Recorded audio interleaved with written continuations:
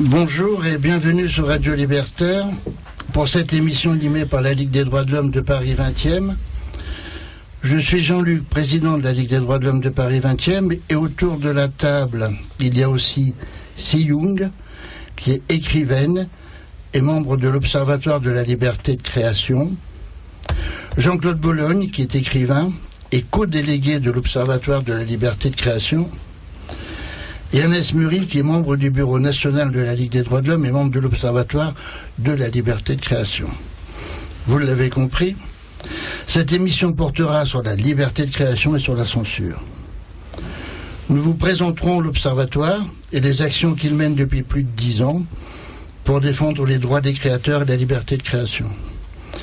Nous parlerons aussi, mais pas seulement, des derniers événements tels que l'affaire Polanski à la Cinémathèque ou le tour de chant de Bertrand Cantat.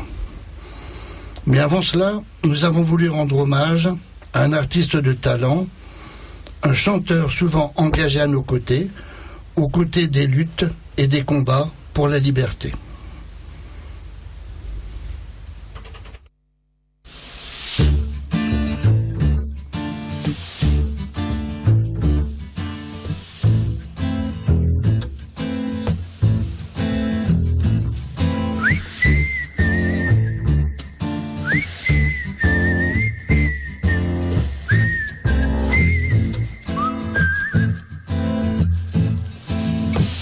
S'en vient, l'amour s'en va. Seul sur le quai, je broie du noir. Le train repart sans moi. La route est longue, le temps est lourd. La nuit est blanche encore et noire. Le jour. Je te revois fier et sauvage, ensorcelé, pieds nus dans la poussière. Embrasé comme une flamme, affolée par le vent, et te jeter dans mes bras. L'amour, l'amour, l'amour, l'amour est mort. Amor doloroso. Je sens encore entre mes bras chavirer ton corps. Douleur, douleur, regrets et remords. Amor doloroso. Si loin de toi, j'ai mal, j'ai froid, j'ai peur. Je n'aime que toi.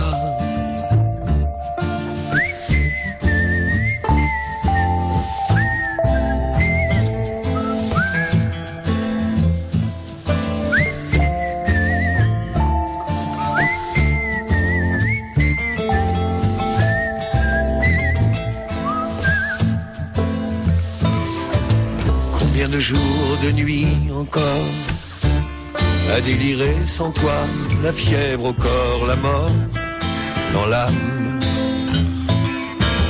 Bien plus de 1001 fois, je me suis senti mourir dans tes bras. Jusqu'au jour où, lassé peut-être, tu m'as quitté sans dire un mot, sans un regard, me laissant seul, désemparé et le cœur lourd, attendre ton retour. Douleur, douleur, douleur, regrets et remords. Amor doloroso. J'entends encore tout contre moi, battre ton cœur.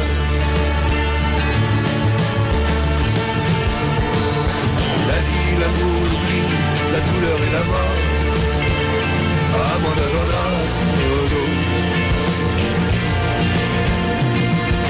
Trop loin de toi, j'ai mal, j'ai froid, j'ai peur. Je n'aime que toi.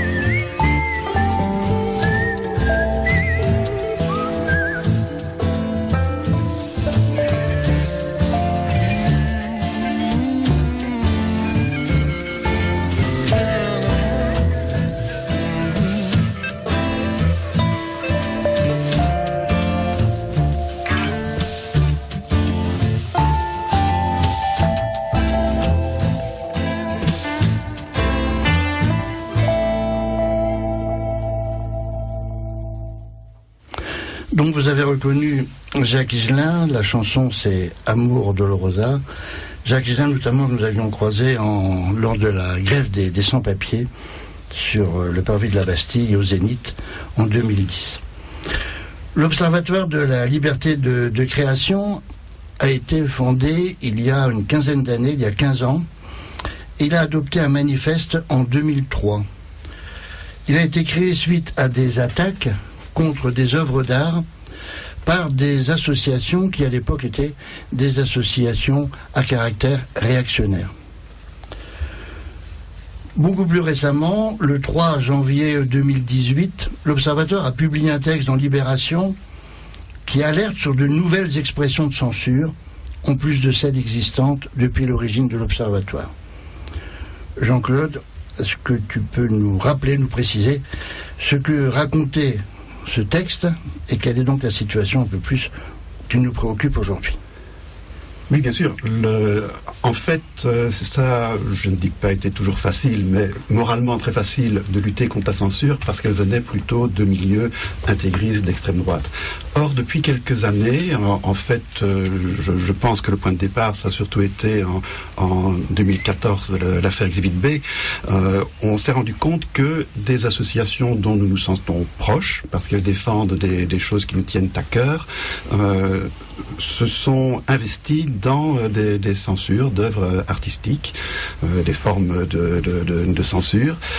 Et ça nous inquiète parce que c'est au nom de valeurs qui sont aussi les nôtres.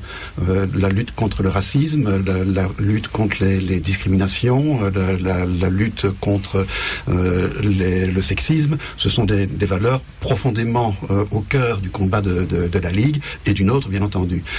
Et c'est pour ça que nous avons souhaité, en voyant la multiplication de ces affaires, il y a eu l'affaire Polanski, l'affaire Cantat, il y a eu toute une série d'affaires de blackface, nous y reviendrons peut-être plus en détail tout à l'heure.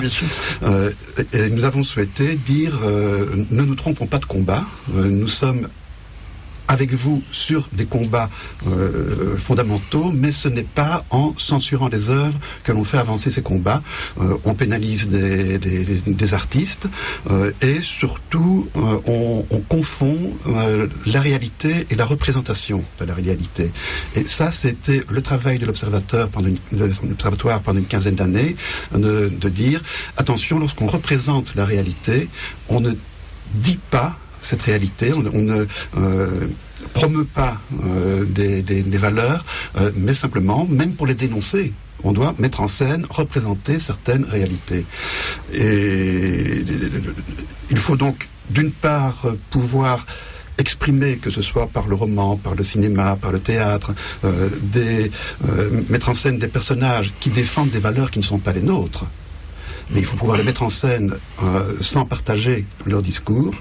Et il faut aussi pouvoir distinguer l'homme de son œuvre. Ce que certains hommes ont fait est absolument inqualifiable. Nous ne voulons certainement pas défendre Polanski en tant qu'homme et ce qu'il a fait en tant qu'homme, ni Bertrand Cantat, c'est bien entendu il y a des choses que nous dénonçons nous aussi, mais ce n'est pas en interdisant leurs œuvres que l'on va faire avancer certaines causes. Donc nous avons rappelé un certain nombre de choses. D'une part, donc il faut bien distinguer entre l'auteur et son œuvre, et nous y reviendrons un peu plus en détail. D'autre part, entre l'œuvre en tant que telle, le personnage et les idées de l'auteur, qui ne sont pas nécessairement les mêmes. Demander à ce que le combat se fasse sans qu'il y ait un combat, je dirais, qui se situe en marge, qui est un combat de censure contre les œuvres artistiques. Les œuvres artistiques sont souvent les plus faciles à attaquer parce que les artistes ne sont pas toujours en position de force. Je ne parle pas nécessairement de Polanski ou de Cantat qui ont un appareil derrière eux, mais beaucoup d'artistes qui sont attaqués, notamment dans des affaires de blackface, n'ont pas du tout les moyens de répondre et de se produire. Donc ne nous trompons pas de combat et sur les valeurs que nous partageons, allons-y ensemble. Sur les affaires de censure, réfléchissons-y. Oui, on peut ajouter à ce que vient de dire Jean-Claude, et je pense que c'est important dans ce début d'émission qui est consacré au combat de l'Observatoire, qu'on espère devrait être un combat partagé par tous, qui est que l'originalité de l'Observatoire depuis sa création est de rappeler que la liberté de création est un espace particulier. C'est un espace particulier qui doit être défendu. Et comme Jean-Claude l'a rappelé, un livre ne représente pas forcément la pensée, les valeurs de l'auteur. On peut écrire un livre sur les turpitudes d'un nazi, comme dans Les Bienveillantes de Jonathan Little, où on rentre dans la tête d'un nazi qui commet les pires atrocités pendant la Seconde Guerre mondiale, sans forcément partager les objectifs et les exactions de cet homme. C'est une façon qu'a l'art, en général, de pouvoir nous parler effectivement des turpitudes humaines, de ce qui fait que ça aboutit parfois aux pires exactions et aux pires tragédies. Donc, l'art a à la différence de l'expression, à la différence de ce qu'on appelle généralement la liberté d'expression, où là, chaque individu vient défendre des idées, vient essayer de promouvoir les valeurs qui sont les siennes dans un combat d'idées. Bon. Dans ce domaine, effectivement, la loi est très précise. Elle vient dire les propos antisémites, les propos racistes sont interdits, sont en tout cas punis par la loi en cas de débordement et de constatation. Dans le domaine de l'art, il ne faut pas confondre effectivement l'œuvre, donc un récit, le système de pensée de son auteur ou de son autrice.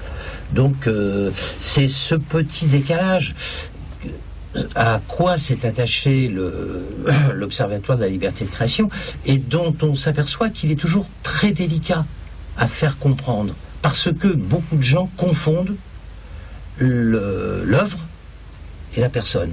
L'émotion qu'ils ont à la lecture ou à l'audition d'une œuvre, d'une chanson ou à la vue d'un tableau et à ce que raconterait ou ce que voudrait raconter la personne qui en est l'auteur. Donc il y a une confusion souvent entre la personne, l'auteur, et l'œuvre et ce qu'elle dit. Et ça c'est assez difficile parce que je pense que c'est un travail un peu novateur qu'a engagé de l'Observatoire depuis 15 ans maintenant, de ce distinguo, et qui, on y reviendra, qui a d'ailleurs abouti à une loi en juillet 2016 qui effectivement vient défendre d'une certaine façon la spécificité de la création. De fait, il y a un peu deux cas de figure. Il y a certainement plusieurs cas de figure, autant de cas de figure certainement que d'œuvres et que d'auteurs. Mais il y a le moment où on dit, où certains disent, cet auteur-là, vu ce qu'il a fait, ce qu'il est, ce qu'il représente de l'opinion publique, l'exemple mauvais qu'il peut avoir, je demande, ou j'exige, qu'il ne soit plus sur la scène, ou qu'il n'écrive plus, ou qu'il n'apparaisse plus. Même si ces œuvres ne sont pas en elles-mêmes porteuses d'un message qui serait condamnable.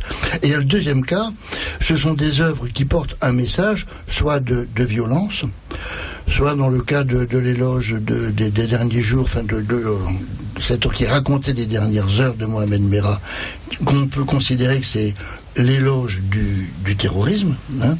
Et dans ces cas-là, on dit ces œuvres-là auront une influence qui est négative, et je demande, si je me fais l'avocat du diable censureur, et je demande leur interdiction. Il y a deux cas de figure un peu différents. Hein. Il y a le cas peut-être illustré par Kanta et Polanski, où leurs œuvres ne sont pas mises en cause, mais leurs actions, leurs actes. Et puis il y a d'autres cas, on a cité par moment Balthus, on a cité d'autres œuvres aussi, qui sont des mauvais exemples, ou qui sont même plus que des mauvais exemples, des éloges de choses que nous condamnons par ailleurs. Je vais essayer de rebondir là-dessus parce que je suis écrivaine et j'ai l'impression que le fond du problème c'est qu'est-ce que la création artistique et qu'est-ce que l'art. C'est-à-dire que si on va au musée du Louvre, on se retrouve avec quand même un certain nombre d'œuvres où il y a des massacres invraisemblables et on n'a jamais dit que ça faisait l'apologie de la guerre et de la violence. Parce qu'on reconnaît un tableau qui est exposé au Louvre, on va reconnaître que c'est une œuvre d'art. Par contre, un chanteur qui s'auto-édite sur YouTube, on peut se poser la question de savoir si c'est ou non une œuvre d'art. C'est-à-dire qu'aujourd'hui, on multiplie les réseaux de diffusion non professionnels et à partir de là, on pose la question de l'art. Moi, j'ai pas la réponse. Je suis pas une spécialiste. Je ne saurais pas définir l'art. Mais on pose la question de l'art et du coup, on pose la question de ce qu'on peut mettre dedans. Si on prend Simenon, Agatha Christie et d'autres, on va jamais dire qu'ils font l'apologie du meurtre. Parce que ce sont des auteurs qui sont reconnus et qui sont publiés dans des maisons d'édition qui ont pignon sur rue. Moi, si je me mets par exemple, moi j'écris beaucoup de choses érotiques. La première question qu'on me pose dans un débat, c'est de savoir si c'est autobiographique. Bon, et je réponds toujours non, j'ai pas mon permis de conduire. Donc c'est la première question qu'on pose à un auteur, savoir si ce qu'il écrit est autobiographique. On va pas la poser à Patricia Cornwell parce que c'est ce qu'elle écrit. On va pas se dire Patricia Cornwell s'est amusée à découper au scalpel des gens dans tous les sens. Ça viendrait pas à l'idée. Par contre, si vous écrivez des scènes de sexe un peu olé olé, on va se poser la question de savoir si vous les pratiquez pas. Donc c'est aussi qu'est-ce que c'est que l'art et qu'est-ce que chacun se représente de l'auteur et l'accessibilité de l'auteur. Il y a 40 ans, un auteur, je parle plutôt littérature, mais je pense qu'on peut dire la même chose de tous les artistes en général, c'était des gens relativement inaccessibles. Aujourd'hui, vous êtes un artiste dans n'importe quel domaine, vous avez une page sur Facebook, vous avez un compte Twitter, vous avez un site internet, vous êtes accessible, directement ou indirectement, mais vous êtes accessible. Donc l'accessibilité des auteurs les rend plus perméables et plus attaquables. C'est-à-dire que si vous publiez sous un nom d'emprunt, que vous n'avez pas de page Facebook, que vous êtes inconnu et tout ça, vous avez peu de chances de vous faire attaquer, moins de chances de vous faire attaquer puisque on ne peut pas vous choper. Voilà. Alors que moi, si on veut me choper, j'ai un site internet, j'ai une page Facebook, j'ai une adresse mail qui est connue, j'ai un numéro de téléphone qui est public.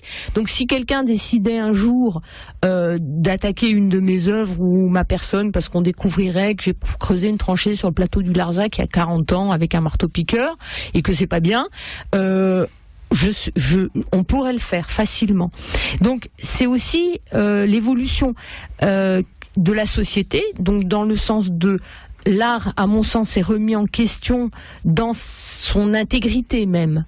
Par la multiplication des formes d'expression artistique, la façon par exemple dont les nouvelles réglementations sur les comédiens amateurs, c'est-à-dire qu'il y a une espèce de confusion aujourd'hui entre le théâtre professionnel et le théâtre amateur. Aujourd'hui, tout ce qui est représentation est mis à peu près sur le même plan, qu'il s'agisse de la chorale de l'école ou d'un chanteur professionnel. Donc il y a une espèce de nivellement par le bas de l'art et de l'expression artistique, on va dire, parce que l'art, lui, il n'est pas tellement mis, on ne sait pas ce que c'est, mais de l'expression artistique. Deuxièmement, il y a une plus grande accessibilité des artistes. Et troisièmement, on est dans une société liberticide, on est aujourd'hui, je pense, dans une démocratie autoritaire, clairement, par ses lois en général. Et cette autorité, tout le monde veut l'exercer. C'est-à-dire qu'il y a 10 ans, un groupe de pression quel qu'il soit, aurait saisi le juge en disant telle œuvre c'est pas bien, donc je saisis le juge et je demande au juge d'interdire cette œuvre, puisque en droit le juge est le seul habilité à le faire. Aujourd'hui on dit non il est pas bien, donc on se mobilise sur les réseaux sociaux, on fait des pétitions, on harcèle les gens, c'est-à-dire qu'on utilise des moyens souvent illégaux d'ailleurs, donc c'est pour ça que les artistes sont en droit de se défendre aussi.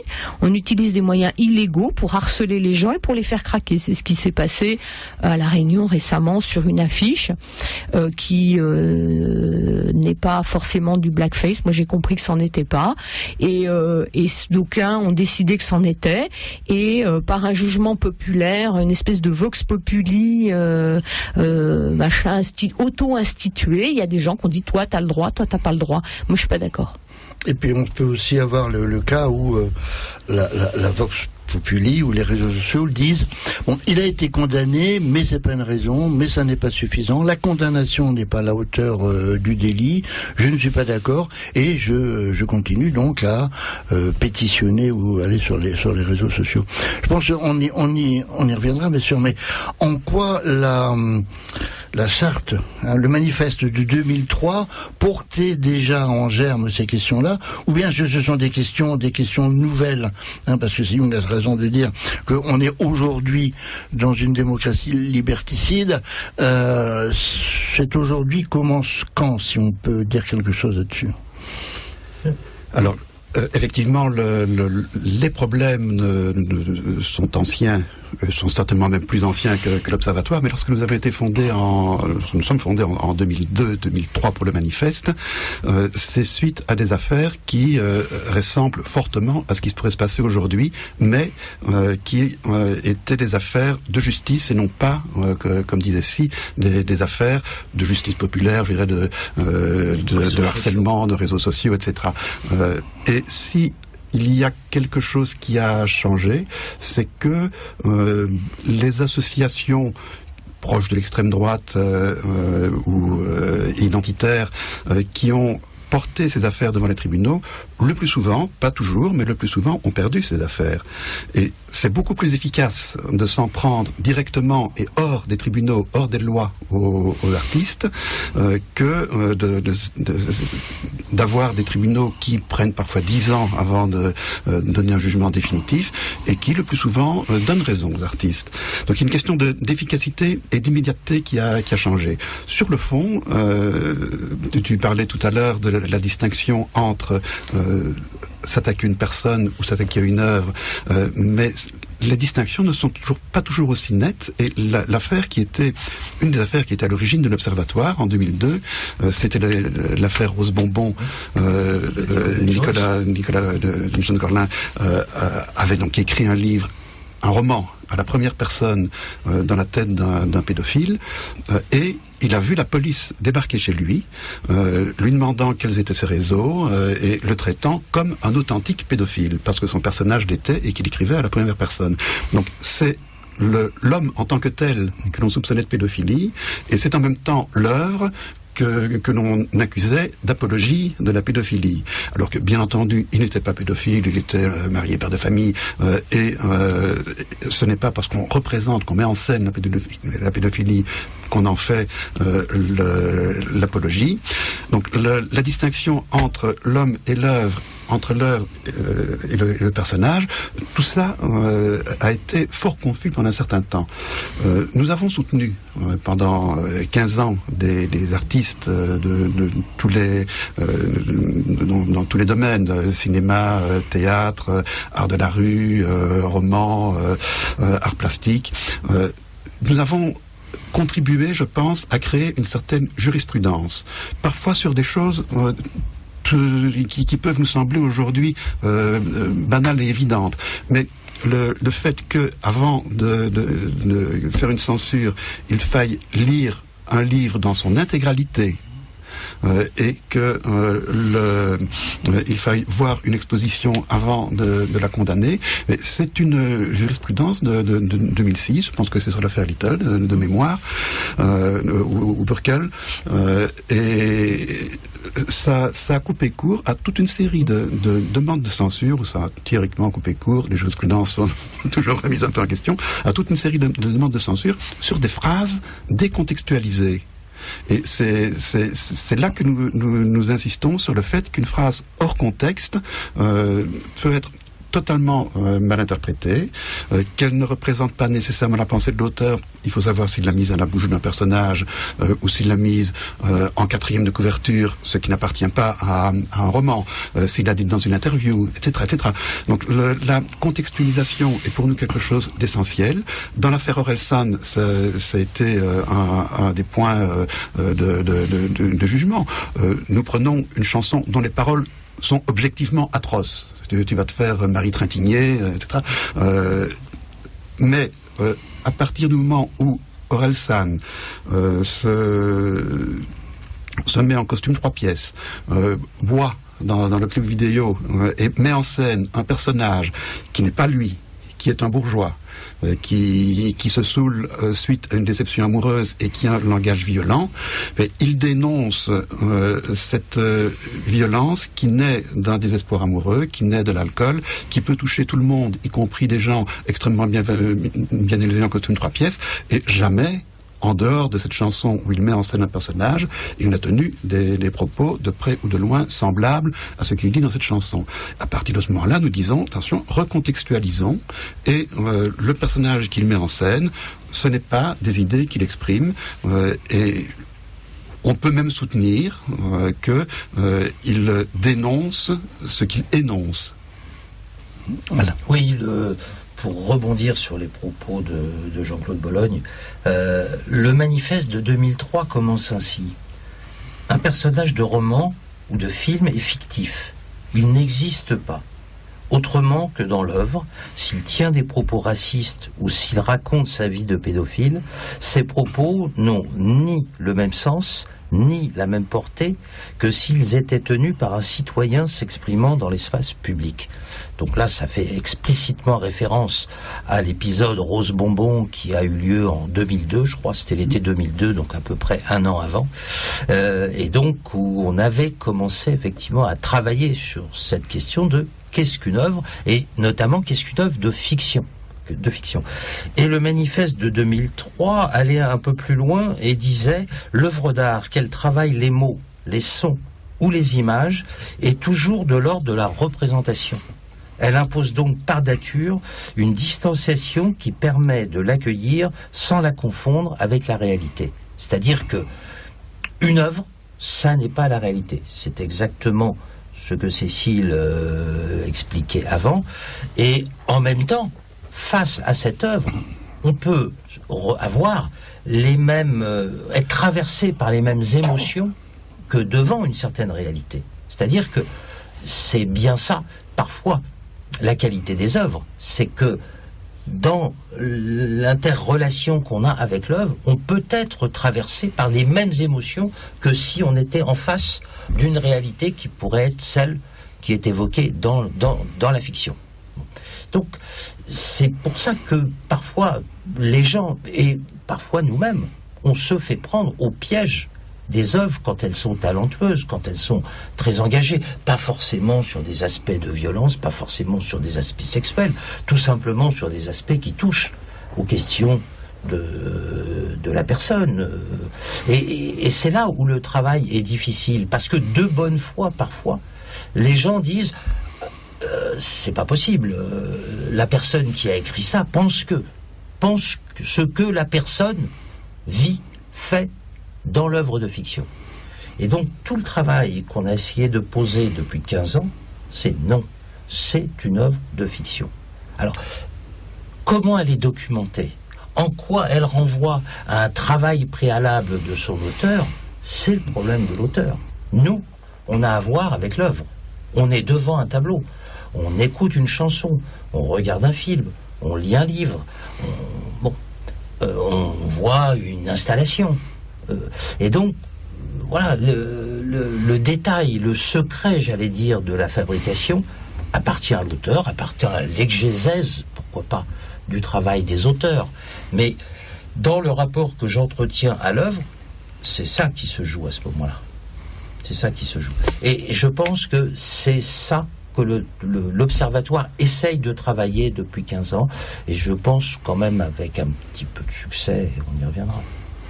Je propose une deuxième pause musicale et on reviendra sur ces choses-là, sur l'œuvre et sur l'auteur. On a encore, je pense, beaucoup de choses à dire et à apprendre ensemble. Guy, on continue.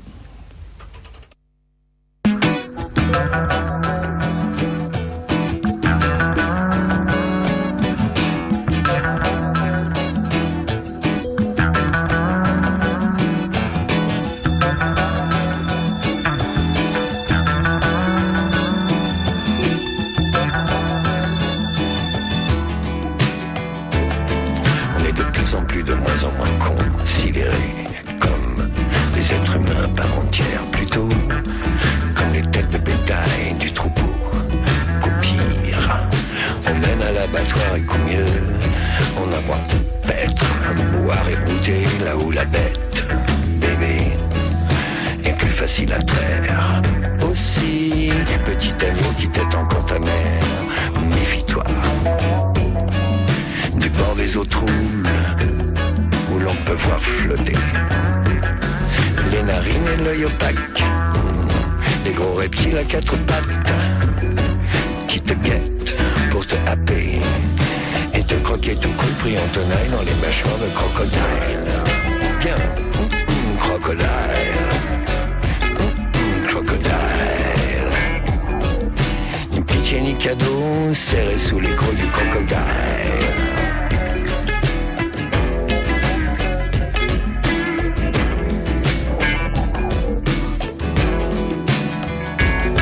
On est de plus en plus, de moins en moins cons, cernés par les discours, plein d'astuces et de consensus. Des agresseurs de porc qui nous sucent le cortex. On est de plus en plus enchaînés au rouage de la machine qui s'emballe, nous entraîne en spirale vers le bas, vers le chaos. Aussi, gracile antilope, charmant facochère, méfie-toi des violents coups de queue du caïman à lunettes, le plus racaille, le plus retors, les crocodiles. Crocodile. Crocodile, bourrage de crâne, lavage de cerveau, crocodile, crocodile, crocodile. Ni pitié ni cadeau entre les coups du crocodile.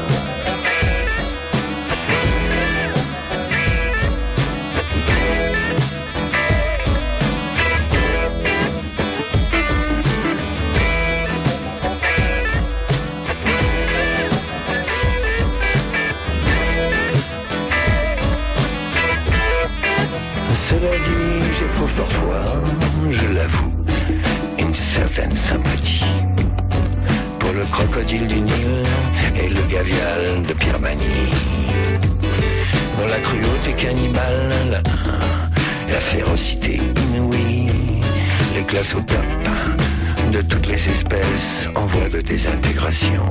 Mais si tu finis par la voir, tu pourras faire le beau dans les bars de Shanghai, Jakarta ou Bornéo, en faux léopard, avec un jean en sky, une cape, un sac, des bagues et des boots, et des lunettes en écaille. Crocodile, crocodile,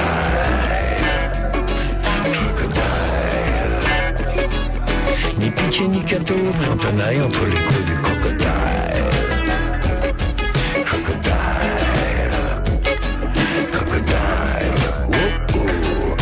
Ni drapeau ni médaille, serré dans les mâchoires du crocodile. Crocodile, crocodile, pris dans ses entrailles.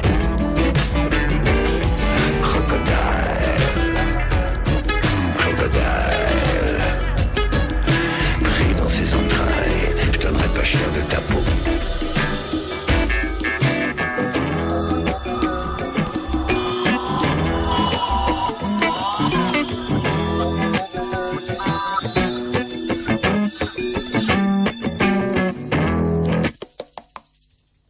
Donc nous reprenons avec l'Observatoire de la liberté de création, donc qui défend les œuvres et les créateurs, les créations et les créateurs.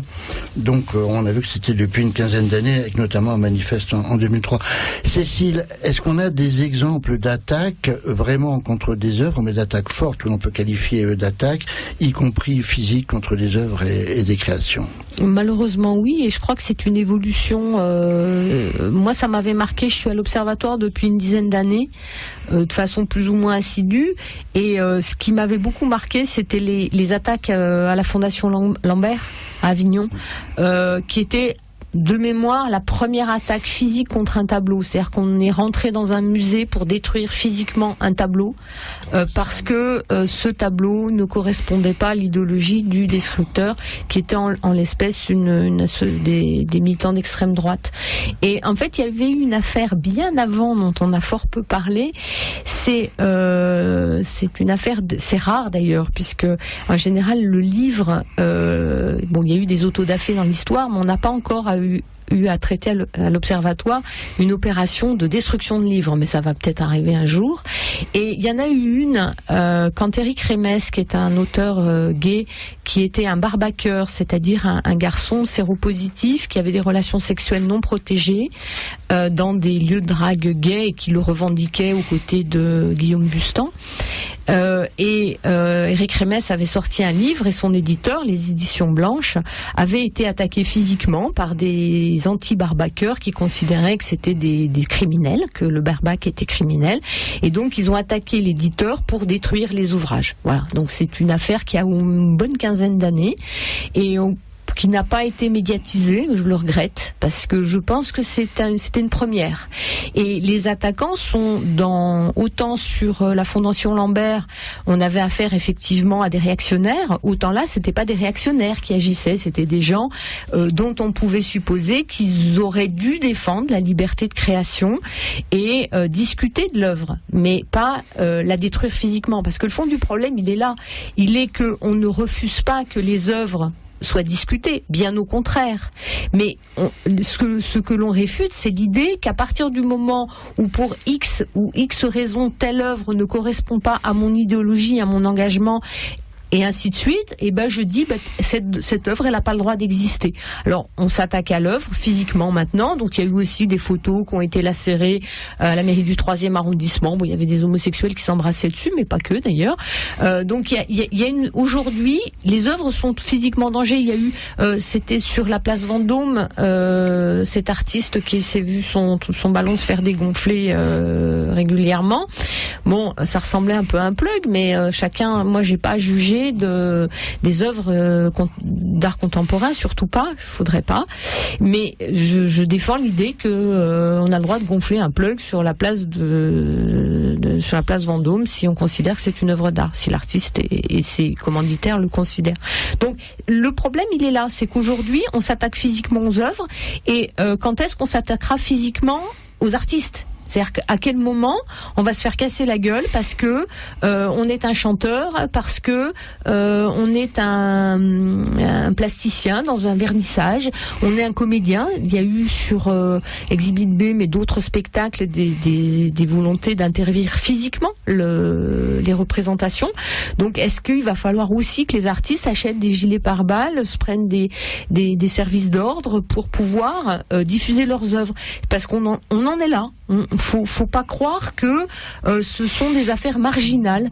On en est là et c'est un sujet dont je sais que tu souhaites qu'on parle tout à l'heure, mais c'est vrai que moi il y a des fois je me dis je vais publier ce truc-là, mais je vais me faire laminer. Je veux dire, il y a l'idée aujourd'hui que sur certaines choses on prend le risque d'être embêté. Alors on se dit ouais, ça va faire de la pub, c'est pas mal. Bon, mais c'est pas l'objet de l'art, c'est pas l'objet de la création. L'objet de la création, c'est pas de faire du buzz.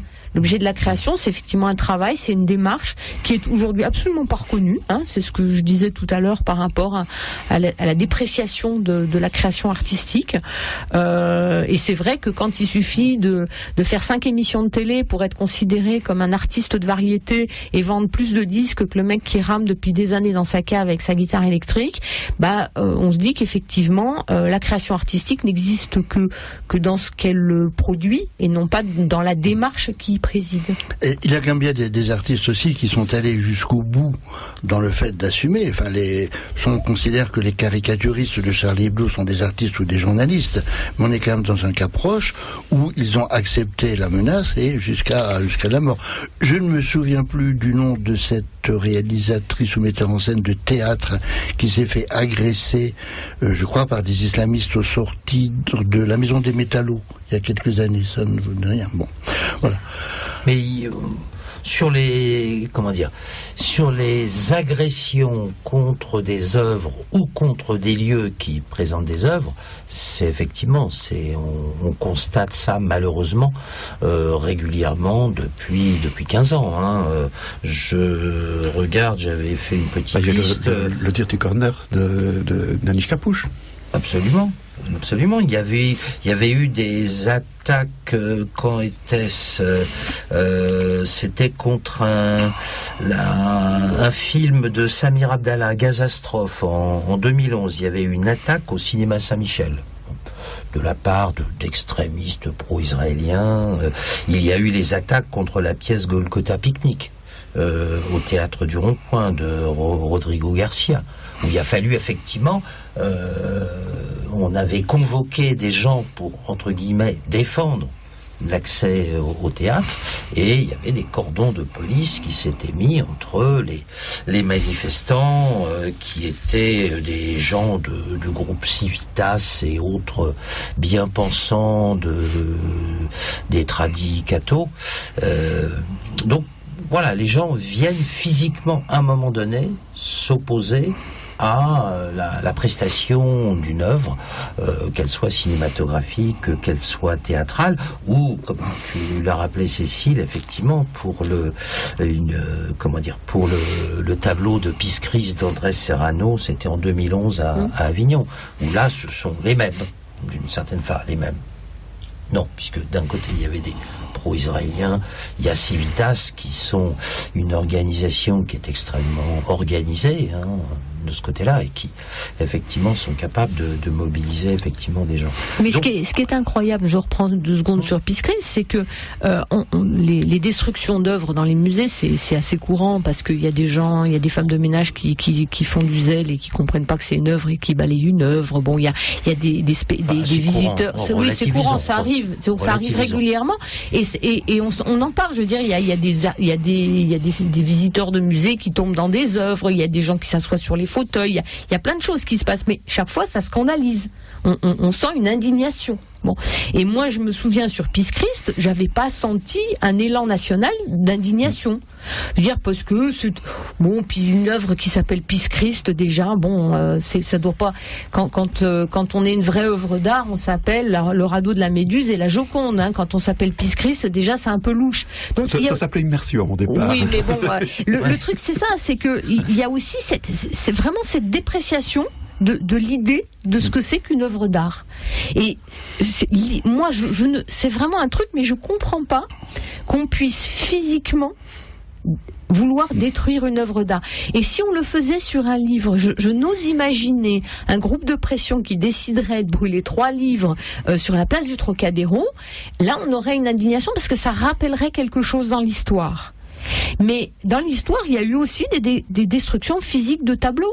Il n'y a pas que les livres. Alors le livre est un objet sacré, d'une certaine manière. Ceux qu'on a censurés, on les a gentiment enfermés à la Bibliothèque nationale, on les a pas détruits. Alors que des œuvres, d'autres types d'œuvres, on les aurait détruits. Donc le livre a un statut à part. Mais pour combien de temps ?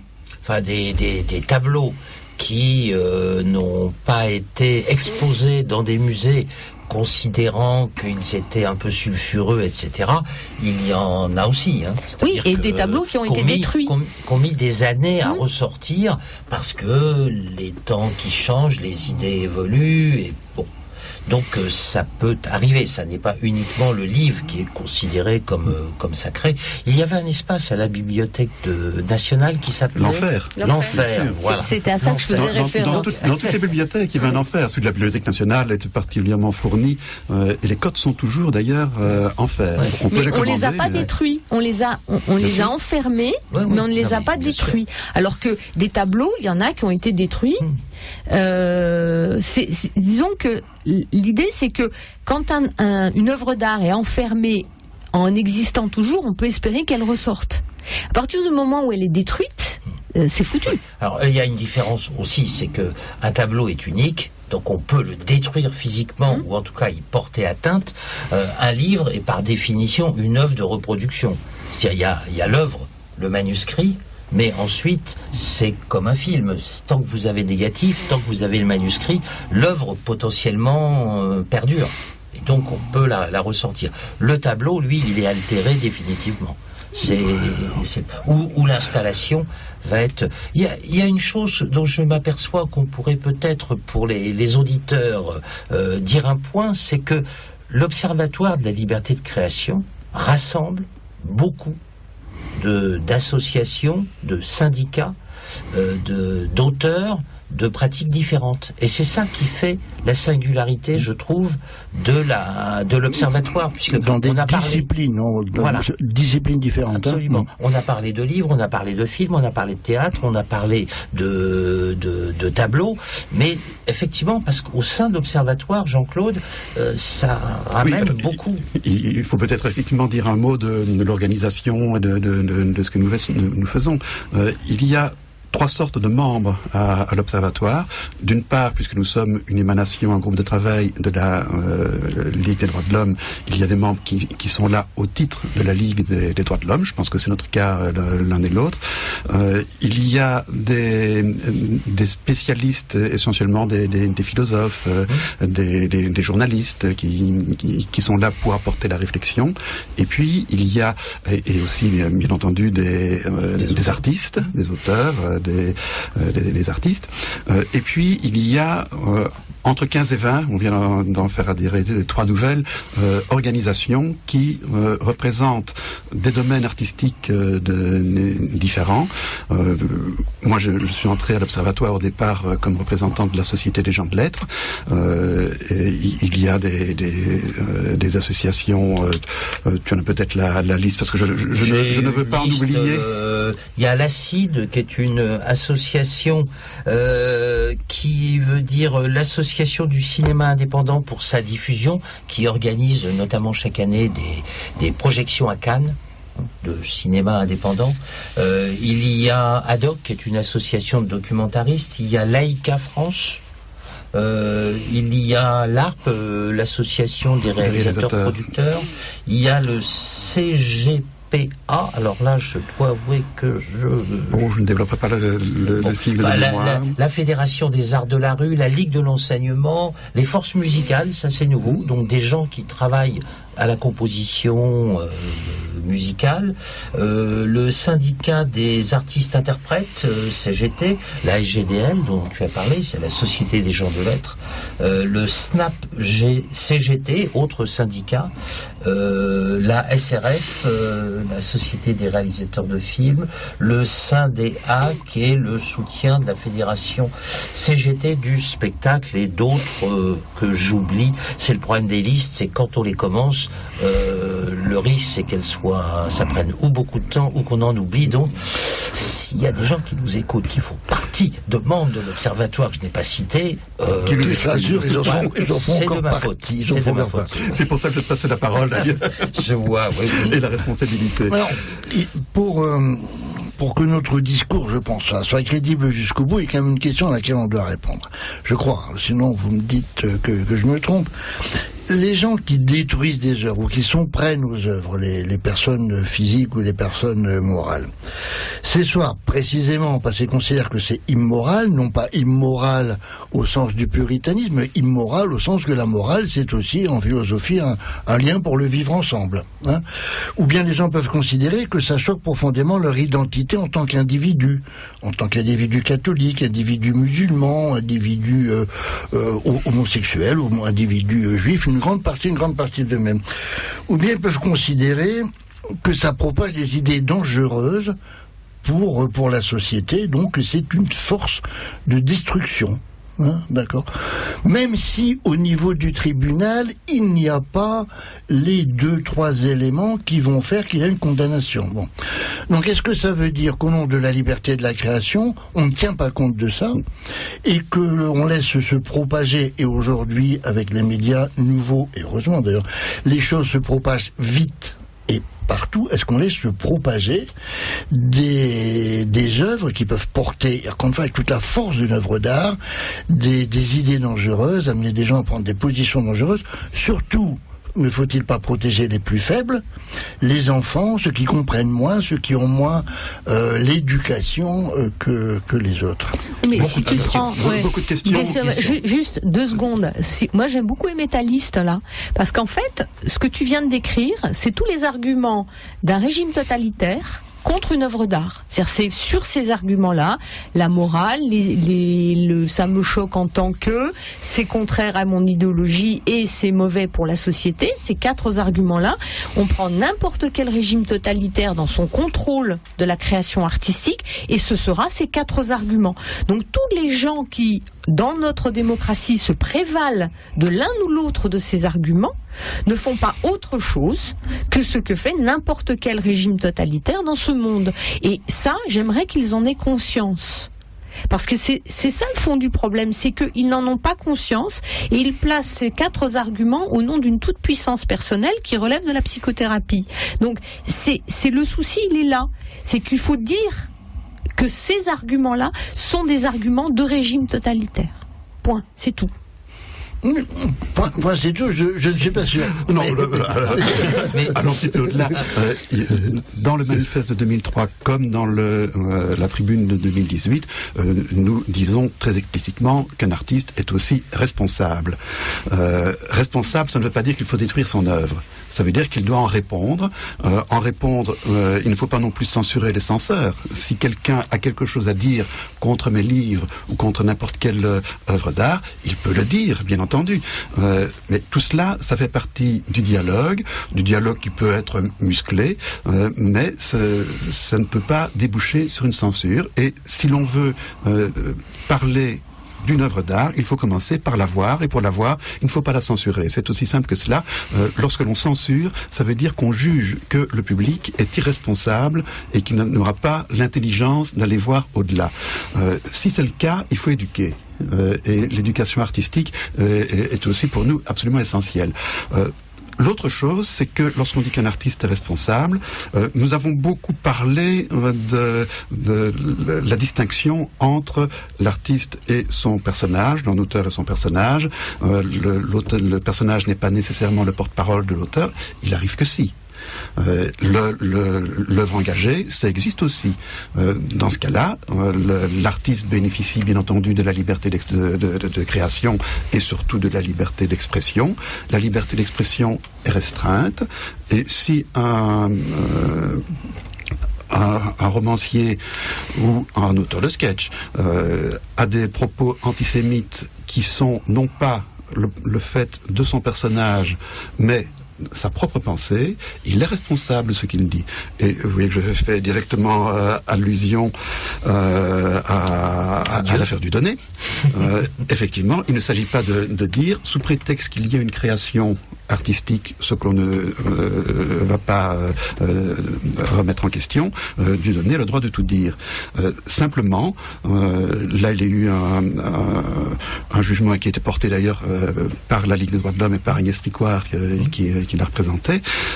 À partir du moment où Dieudonné a introduit dans son spectacle des éléments de réel, où il a invité Robert Forisson, il lui a remis le prix de la non-fréquentation, de l'infréquentabilité. Il était jugé et c'est remonté jusqu'à la Cour européenne des droits de l'homme. Il était jugé qu'il avait transformé son spectacle en meeting et que ce n'était plus un spectacle de divertissement, ça devenait un meeting.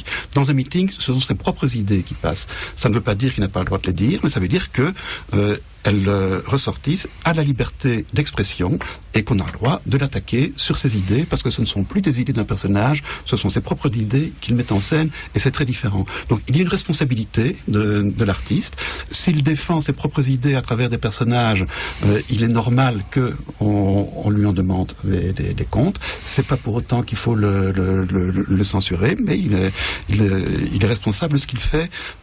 Simplement, nous demandons à ce qu'on fasse la distinction entre des idées qui sont les siennes, des idées qu'il prête à ses personnages, et éventuellement des actes qu'il aurait commis en dehors et qui n'ont rien à voir avec son œuvre. C'est la possibilité qu'offre une œuvre d'une mise à distance la possibilité qu'effectivement on parle bien d'une œuvre, et qu'une œuvre, si c'est un personnage qui profère à un moment donné tel propos, c'est le personnage de ce livre-là. Ce n'est pas quelqu'un qui, sur scène, dans un stand-up, à un moment donné, où il va y avoir un battement entre le personnage du stand-up ou la personne qui va effectivement tenir des idées. On est sur des choses où c'est toujours du cas par cas. On n'énonce pas des vérités absolues. On renvoie toujours à chaque situation. Voilà. Quelle est l'œuvre ? Dans quelles conditions elle est faite, elle est proposée au public. C'est à ça qu'on renvoie sans arrêt, aussi bien les aspirants censeurs que les organisateurs qui présentent l'œuvre, quelle qu'elle soit, que les juges. C'est aussi le travail que l'Observatoire fait depuis 15 ans, qui est un travail de pédagogie aussi auprès des différentes instances de justice et de ministère. Je reviens sur une chose qui a été peut-être dite à un moment, qui était une œuvre, elle voudrait dire ça, et donc certains penseraient que c'est dangereux pour la société. Mais la réception d'une œuvre ne peut pas être identique d'une personne à l'autre. Bon, déjà, nous quatre, si on voit un film, je suis persuadé qu'on n'aura pas vécu ce même temps du film et exactement les mêmes émotions. On a tous une histoire différente, une culture un peu différente, etc., etc. Donc, chaque personne qui reçoit une œuvre, qui fait l'expérience d'une œuvre, va la ressentir de façon différente. Donc, il y a toujours un abus quand des gens disent « ce livre », on revient à l'épisode fondateur, Rose Bonbon, ce livre est dangereux parce qu'il raconte l'histoire d'un pédophile et donc il va amener des gens peut-être à devenir pédophiles. À s'identifier. À s'identifier, voilà. Et donc, d'un seul coup, ça pourrait générer des prédateurs à venir. Bon, ça c'est la première des choses. Puis ensuite, c'est une façon parfois unique de voir une œuvre. Parce que ma morale étant atteinte, je ne vais voir qu'une partie de l'œuvre. Une œuvre, et la plupart des œuvres, j'allais dire toutes les œuvres sont polysémiques, selon la façon dont je l'aborde, selon l'état dans lequel je l'aborde. Fatigué, pas fatigué, en forme, amoureux, dépité, avec des dettes ou sans dettes, etc., etc. Je n'aurai pas la même expérience moi-même. Moi, seule personne, je n'aurai pas la même expérience de l'œuvre. A fortiori, cette œuvre va parler différemment à mon voisin ou à ma voisine, etc., etc. Donc, on ne peut pas assigner une œuvre à une unique interprétation.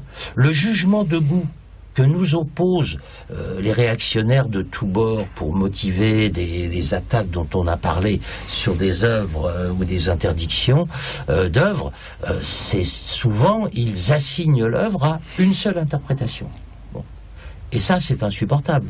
Parce que d'abord, on s'aperçoit que dans le temps, et ça pose problème d'ailleurs, hein, dans le temps, une œuvre de Balthus n'est pas lue de la même façon dans les années 60 qu'aujourd'hui, où ça pose problème au muséum, au MoMA, ou je ne sais plus quel musée à New York, qui a été à un moment donné assigné par certaines vertus de penseurs vertueux, plutôt, assigné à enlever le tableau d'une jeune fille endormie. Bon.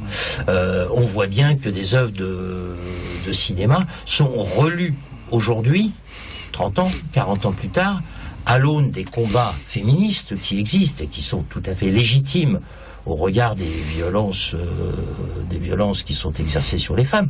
Mais cette relecture qui en arriverait pour certains, ou plutôt pour certaines, à demander une interdiction de projection de l'œuvre, on est dans un monde totalitaire. On est dans un monde totalitaire. Cécile, est-ce que, même si l'Observatoire n'a que 15 ans, est-ce que l'impression est que c'est il y a moins de liberté aujourd'hui pour un créateur ou plus de liberté? Souvent on dit on ne pourrait pas dire aujourd'hui ce qu'on disait dans les années 60. Alors bon, par rapport aux années 60 c'est peut-être difficile, ou on dit Coluche il pourrait plus dire aujourd'hui ce qu'il disait à l'époque. Bon, mais il y a peut-être aussi est-ce que ce sont des reculs? Est-ce que c'est ça la réalité à court moyen terme? Est-ce que dans ce qu'a vécu et les combats qu'a mené l'Observatoire, il y a des choses qui ont été gagnées? Est-ce qu'il y a des choses qui ont été perdues? Est-ce que vous avez fait avancer des choses dans le bon sens? Je dirais que l'idée n'est pas de moi. C'est quelque chose que j'ai entendu à l'Observatoire. C'est-à-dire que la censure institutionnelle globalement régresse. C'est-à-dire le fait des juges. Alors, il reste la censure au cinéma, puisque le cinéma est quand même le seul art où il y a un visa d'exploitation qui correspond à une censure préalable. C'est-à-dire qu'on regarde le film, on dit celui-là il est diffusé, celui-là il l'est pas. Bon. Mais globalement, la censure institutionnelle est un peu en panne. C'est-à-dire que les pouvoirs publics, notamment l'État, sont moins regardants sur ce qui se dit, se publie, ainsi de suite. Les collectivités locales, elles, par contre, sont peut-être un peu plus interventionnistes, mais pas sur une censure directe, plus sur du chantage à la subvention, en disant si vous diffusez tel truc, moi, en tant que maire, en tant que président de telle collectivité, je vais vous dire, voilà. Après, je crois qu'il y a clairement, au niveau de la société civile, une aspiration au contrôle et au totalitarisme dont j'ai parlé tout à l'heure. Et ce qui m'intéresse moi en tant qu'écrivaine, on va dire un peu libertaire, féministe, homosexuelle, c'est à quoi on s'attaque. C'est-à-dire que, par exemple, une œuvre comme le roman de Tony Duvert a eu un Goncourt au début des années 70. C'était ouvertement pédophile, mais il n'a pas eu de problème majeur. Aujourd'hui, cette œuvre-là ne sortirait pas. Effectivement, quand on pense à des proches, on se dit que des proches, ils passeraient pas 3 minutes à la radio. Parce qu'il y a aussi une distanciation du spectateur qui ne se fait plus. C'est-à-dire que le spectateur, il prend tout au premier degré. Et je reviens à mon idée de départ, je pense que c'est lié effectivement à cette espèce de aujourd'hui on est dans la consommation, on consomme tout.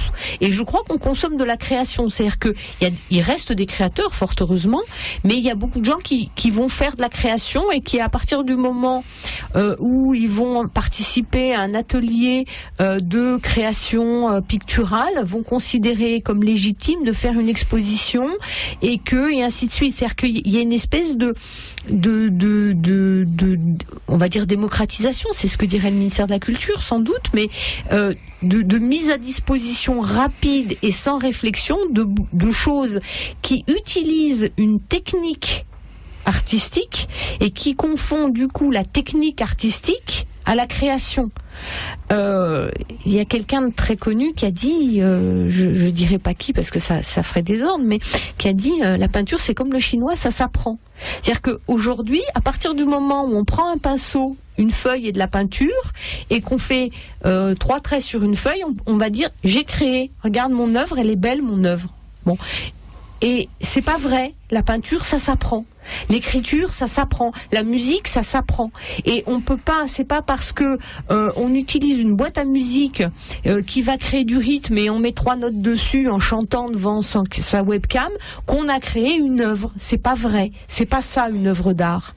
Et je crois qu'il faut... On peut ne pas être d'accord avec ce que tu dis. Bien, j'espère qu'on n'est pas d'accord avec ce que je dis, mais le problème, c'est que cette espèce d'écrasement et de confusion entre la technique artistique, la technique qui permet de produire une œuvre et la création artistique fait que on s'ouvre effectivement, on s'expose à ce que tout le monde ait un avis sur tout. Hein, ça vaut pas d'ailleurs que pour la création. Hein, il suffit de fréquenter un peu les réseaux sociaux. Tout le monde a un avis sur tout. Moi, j'ai pas un avis sur tout. Je ne sais pas. Il y a des tas de sujets sur lesquels je n'ai pas d'avis et où je ne le donnerai pas. Et il y a c'est aussi le pendant de la participation, de cette démocratie participative. À partir du moment où on est dans une démocratie qui est plus participative que représentative, et ben ça se ressent à tous les niveaux. C'est un choix politique plus ou moins conscient. Ce que je crains, c'est qu'il n'ait pas été conscient. Ça me gêne pas. Moi, les choix politiques, je suis d'accord ou je suis pas d'accord. Mais quand ils sont conscients, ça ne me gêne pas. Ce qui me gêne, ce sont ces évolutions que l'on ne maîtrise pas, que l'on ne pense pas. Ce qui m'embête, moi, c'est quand on pense pas. Voilà. Sur la conception donc de ce que pourrait être une œuvre, il y avait une réaction au cours de... Vaste débat qui pourra jamais être clos, ni par un diplôme, ni par une formation. Je reviens au cinéma. Est-ce qu'il faut avoir fait l'IDEC qui n'existe plus, ou la FEMIS aujourd'hui, qui est une école qui n'est réservée qu'à une petite trentaine ou quarantaine d'étudiants par an, toutes disciplines confondues au sein du cinéma, qui donnerait validité et tampon pour pouvoir faire un film qui s'appellerait un film? Pas du tout. Luc Besson, il fait son premier film à 18 ans.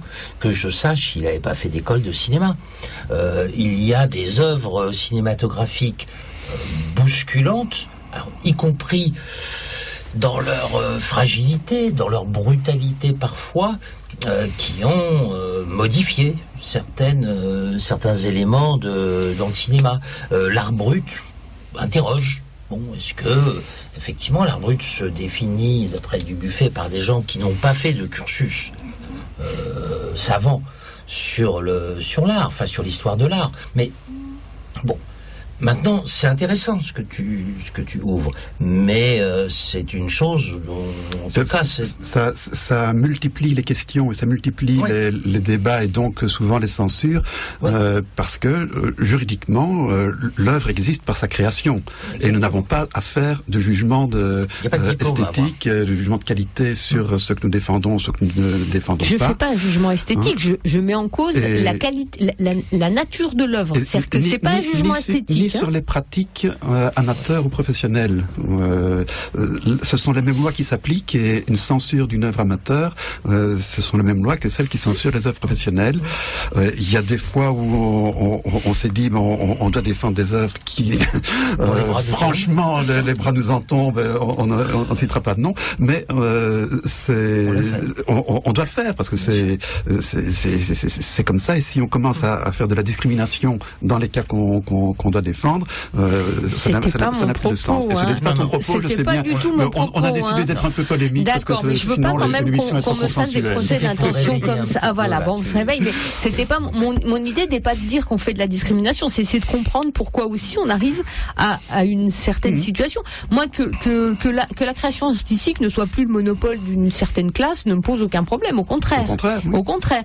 Mais disons que le fait, je ne suis pas, je suis trop sur les réseaux sociaux et trop branché numérique pour contester cela. Je dis simplement que il y a aussi toute une frange qui ne pense plus et que c'est ça qui m'embête. C'est pas c'est pas tellement que ce qui est fait qui me gêne, c'est que ce ne soit pas pensé. Voilà. Écoute, on va retomber d'accord. C'est embêtant. Entendu que penser est un acte collectif qui se fait individuellement. C'est-à-dire que c'est la question des espaces de pensée, des échanges de pensée, des choses comme ça. C'est-à-dire, je pense que chaque personne qui a une ambition de création réfléchit, en tout cas à son œuvre, comment je vais le poser, plus ou moins, et en fonction probablement des antécédents qu'elle peut avoir de formation, d'expérience, etc., que tu as justement rappelé. Ce que tu disais sur la réflexion, Cécile, ça nous amène au vrai problème aujourd'hui. Il y a tellement de menaces qui sont arrivées, tellement de lois limitant peu ou prou la liberté d'expression, donc de création, que le problème de l'autocensure, soit de l'artiste, soit du programmateur, devient important. Beaucoup plus, je pense, qu'auparavant. Et si nous avons l'impression que on peut moins dire aujourd'hui qu'auparavant, comme disait Cécile, ce n'est pas un problème de répression de la part des pouvoirs publics, mais des intermédiaires, de programmateurs, de mairies, d'organisateurs de spectacles. Et là, ça nous pose un certain nombre de problèmes. Je vous rappellerai en vrac en 2015, le pavillon Vendôme à Clichy-la-Garenne demande à Zulika Boueddala de décrocher son œuvre Silence, qui est jugée blasphématoire par des associations de quartier. Là, c'est l'organisateur qui tout à coup a peur. Qu'est-ce que c'était cette œuvre? C'était des tapis de prière musulmans dans lesquels on avait découpé un espace sur lequel avaient été posés des escarpins féminins. C'était de toute beauté et ça interrogeait sur la place de la femme dans l'islam. Des associations de quartier disent attention, nous on ne veut pas voir ça. L'équipe municipale demande la suppression. Il y a eu une formidable réaction, tous les artistes se sont associés et l'exposition n'a pas eu lieu. Et ce genre de cas, on les rencontre de plus en plus. La déprogrammation de Bernard Cantat, c'est des menaces de couper des subventions. Il y a eu à la Villa Tamaris, l'œuvre Sleep al-Naïm, où l'on voyait quelqu'un qui ressemblait à Salman Rushdie, parce que c'était même pas lui qui avait posé. C'était Mounir Fatmi. Mounir Fatmi, oui. Ouais. Et donc, un vidéaste. Un vidéaste, et on voyait quelqu'un qui ressemblait à Salman Rushdie endormi pendant un quart d'heure, un certain temps. Et c'est la Villa Tamaris qui avait demandé l'œuvre et qui a décommandé l'œuvre. Donc il y a une autocensure et de la part des artistes et de la part des programmateurs, des organisateurs, et ça, on le sent de plus en plus suite à des pressions qui sont totalement en dehors de la loi.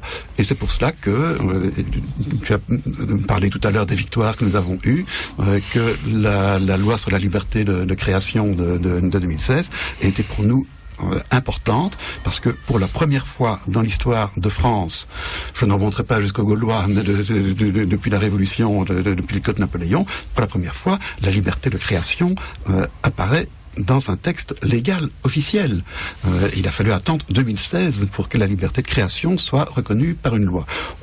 On y reviendra peut-être tout à l'heure, on n'est pas tout à fait d'accord avec tout ce qui se dit dans la loi, mais le fait qu'on reconnaisse légalement la liberté de création est pour nous un point important et une des victoires de l'Observatoire. Oui, cette loi du 7 juillet 2016, elle dit dans son article 1er, la création artistique est libre. Donc ça renvoie à la loi sur la liberté d'expression qui disait l'imprimerie est libre.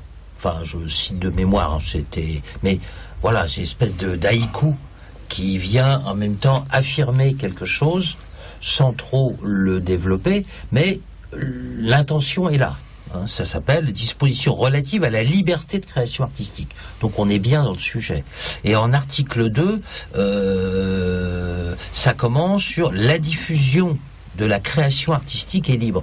Donc ça veut dire que la diffusion également est libre et ne peut être empêchée par des manifestations qui viseraient à la censure. Et sinon, effectivement, il y a des dispositions dans la loi qui punissent effectivement des tentatives d'empêchement de diffusion, de création artistique. Donc, pièce de théâtre, on l'a vu, film, on l'a vu, œuvre de peinture, etc., etc. Donc aujourd'hui, dans l'absolu, j'allais dire, ceux qui veulent défendre la création artistique sont outillés en partie seulement par cette loi pour pouvoir effectivement aller en justice pour demander réparation lorsqu'il y a des attaques, comme on a évoqué tout à l'heure, contre des représentations d'œuvres.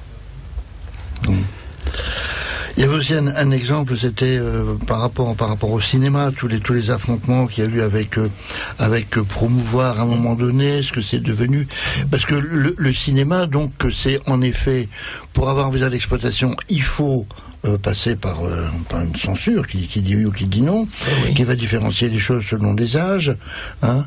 Et est-ce que là aussi, comment vous voyez l'évolution dans les faits de la censure et de l'autorisation et de la libéralisation au niveau du cinéma? On n'est plus en 67 avec l'interdiction de la religieuse de Rivette. Bon. Donc ça a été évoqué tout à l'heure. L'État pour l'instant, n'a pas interdit des œuvres.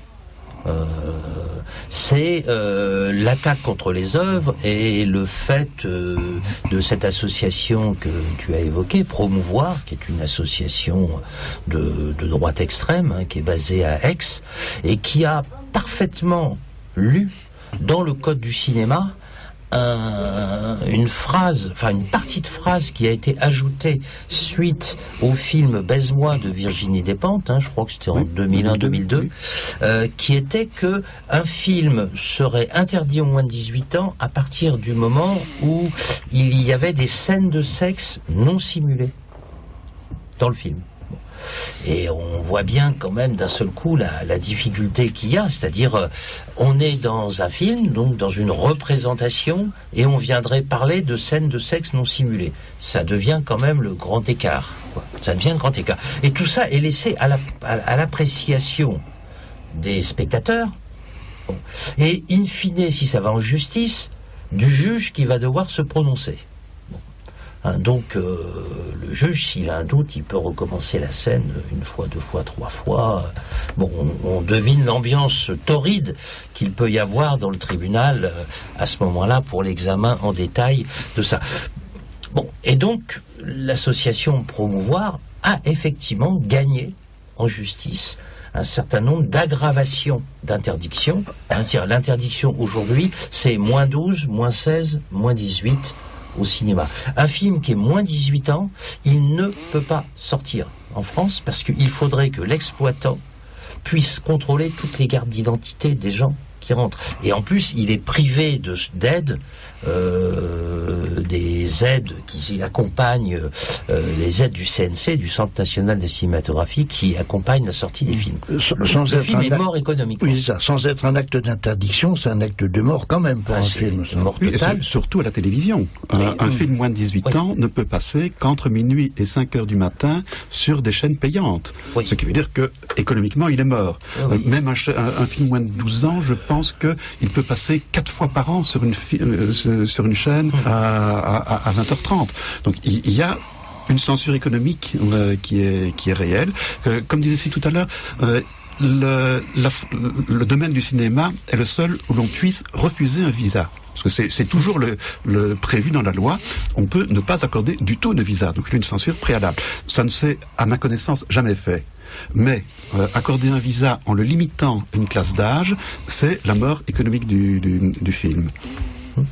Et il faut savoir qu'effectivement, la commission qui est chargée de proposer un visa au ministre de la Culture, qui signe à ce moment-là, qui valide en général la proposition de ce comité. Ce comité, il rassemble des producteurs, il rassemble des associations familiales, il rassemble un grand nombre de gens qui vont voir le film et qui ensuite collégialement vont discuter, débattre, probablement avec des controverses pour certains films, pour in fine normalement devoir s'accorder sur une proposition qui va être soumise au ministre de la Culture, qui va donc prendre l'arrêté concernant effectivement le visa d'exploitation du film.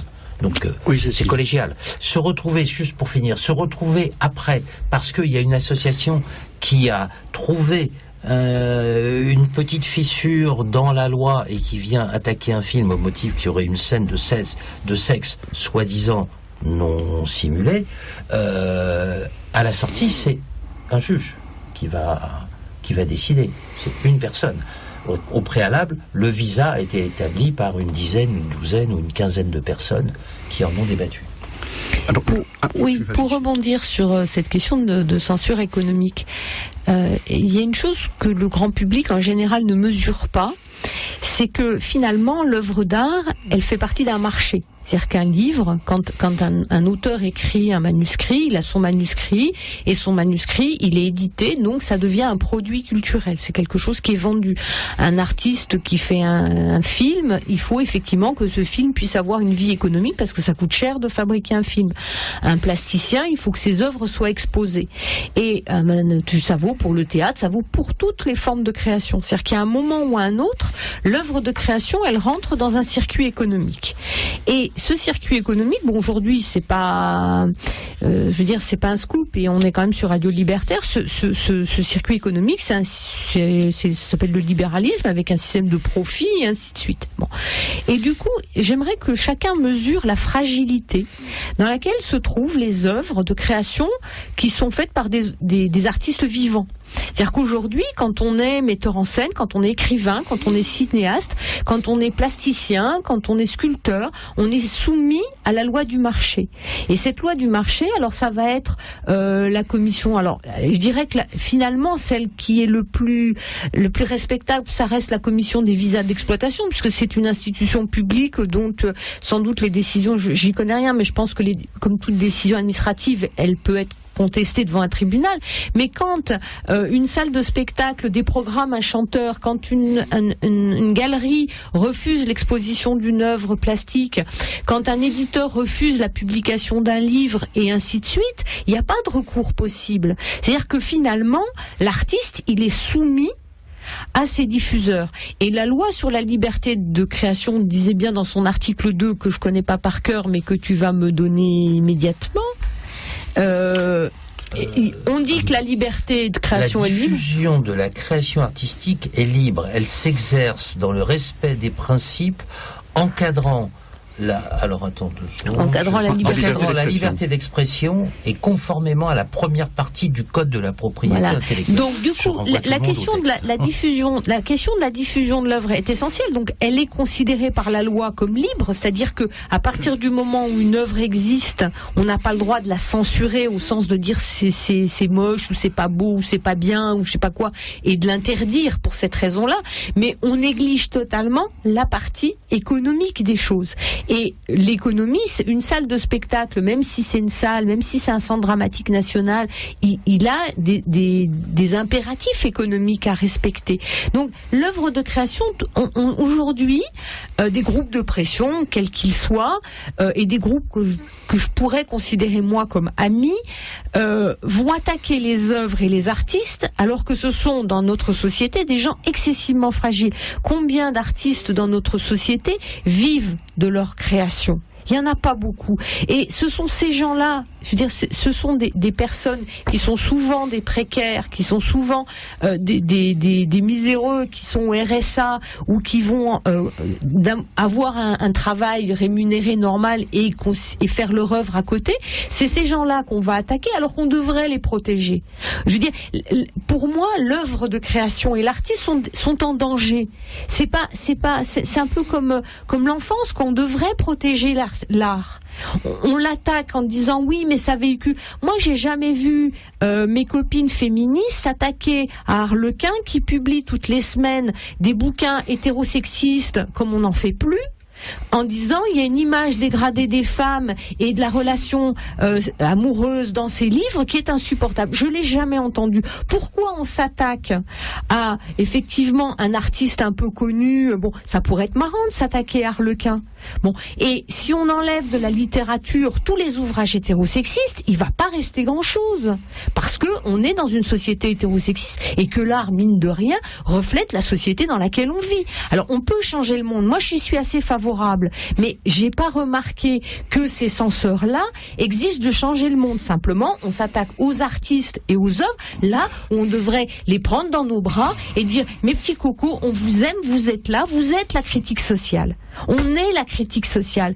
On est changer le monde, c'est nous. Et on nous attaque. C'est, je veux dire, qu'un totalitaire ultra de gauche ou de droite le fasse, je le comprends. C'est dans sa fonction idéologique.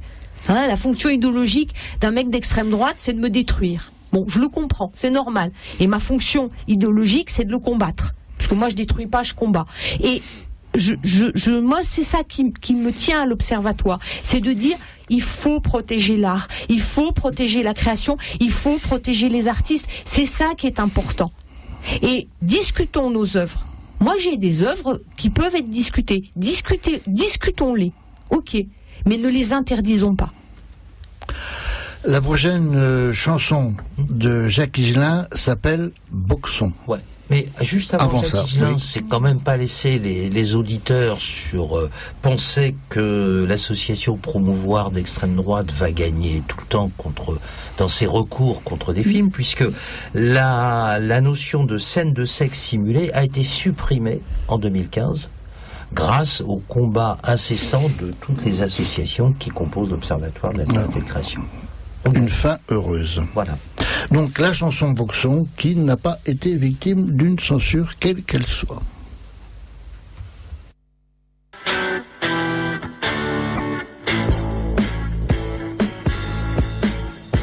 Je me suis planté là par hasard un beau soir de pêche. Le blues au cul, le cœur gros et le gosier à sec. Couché sur le trottoir, un paquet de pauvres mecs et une super panthère qui te propose son beefsteak. Dans le boxon, où est-ce que tous les paumés vont? Boxon,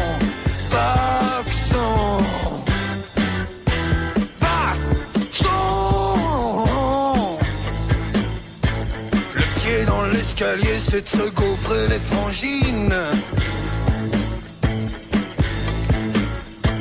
Le poing dans la vitrine et le doigt sur le flipper.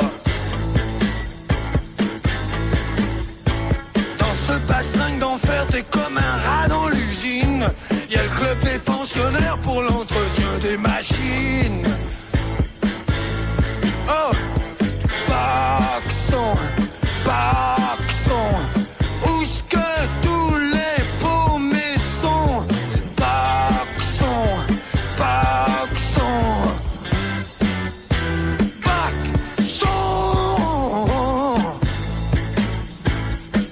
du lupanar vautré sur un stock de pneus.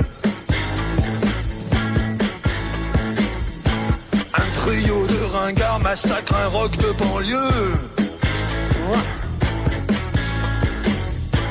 Ils s'arrachent le mégot comme on défonce un klaxon. C'est le genre de tango qui fait bander la patronne. De ce boxon, où est-ce que tous les paumés vont? Boxon,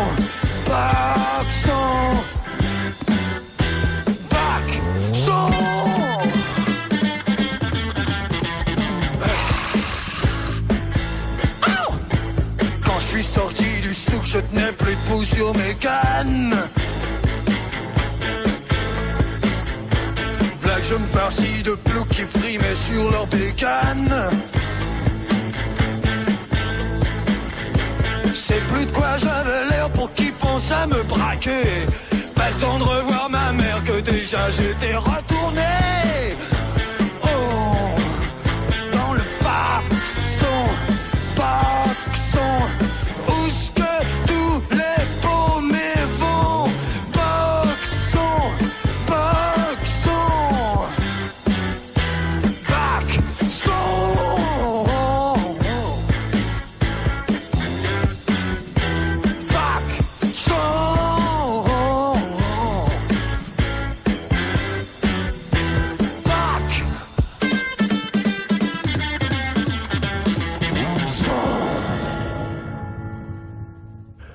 Donc c'était Jacques Higelin à nouveau. On a décidé de rendre hommage à Higelin en mettant que des chansons d'Higelin pendant cette émission qui est donc organisée par la Ligue des droits de l'homme du 20e arrondissement avec l'Observatoire de la liberté de création. On vient de parler du cinéma, on va en profiter pour faire une annonce qui concerne Ciné-Droit. Ciné-Droit, ce sont des séances de cinéma sur des films qui passent dans le circuit commercial au moment où ils sont diffusés aussi dans le cadre de Ciné-Droit et qui sont suivis d'un débat. Le prochain, c'est dimanche, c'est à 11h au cinéma Majestic Bastille, qui se trouve près de la place de la Bastille, au 2 boulevard Richard Lenoir. Et le film s'appelle Ça ira mieux demain. C'est un documentaire qui se déroule dans un CHU.